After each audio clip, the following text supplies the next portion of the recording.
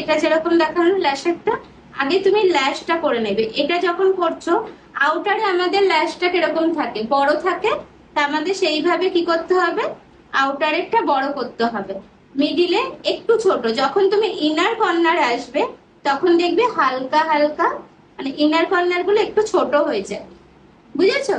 সেই বুঝে তুমি এটা করবে। যেরকম এটা আমি বললাম, এটা দেখো আমি আউটারে কি করলাম, মানে চোখের বাইরের দিকটা আউটারে কি হয়, ল্যাশটা দেখবে একটু বড় বড় হয়, কথাটা বুঝেছো?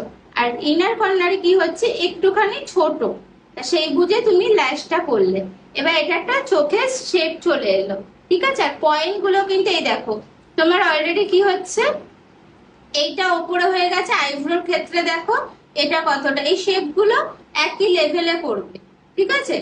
এবার এটা কি করছো তুমি, আগে আউটারে কি করছো, একটা পয়েন্ট করলে, আবার তুমি একটা এখানটায় পয়েন্ট করলে।